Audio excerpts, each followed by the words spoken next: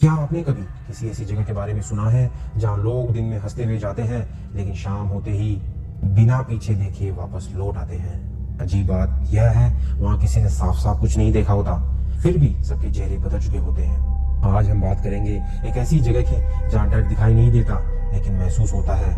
नाम है मुकेश मिल्स। मुंबई रोशनी का शहर, भीड़ का शहर, नींद न लेने वाला शहर, लेकिन उसी शहर के बीच एक ऐसी जगह है जहाँ सन्नाटा भी जैसे आवाज करता है।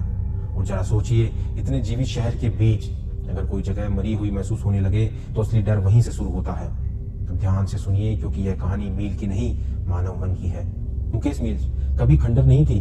1870 के आसपास बनी यह मील कपास और कपड़े का बड़ा केंद्र थी। मशीनों की आवाज, कामगारों की चहल पहल, भाप, पसीना, जीवन। जहाँ आज टूटी दीवारें हैं, वहां कभी मशीनों की लगातार धड़कन गूंजती थी, जैसे पूरी इमारत सांस ले रही हो। लेकिन 1980 के दशक में एक भीषण आग लगी।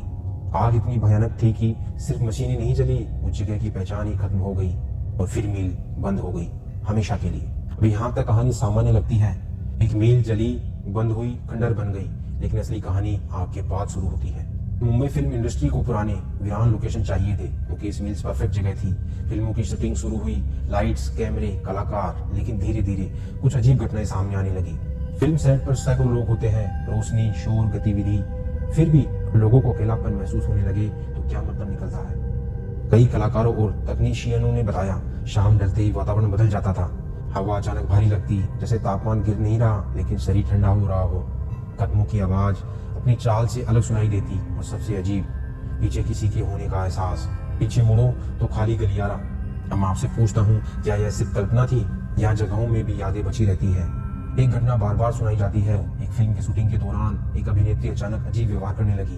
कहते हैं उसकी आवाज बदल गई। वह क्रू को वहां से जाने को कहने लगी। उसने कहा कि सब फिर जलेगा।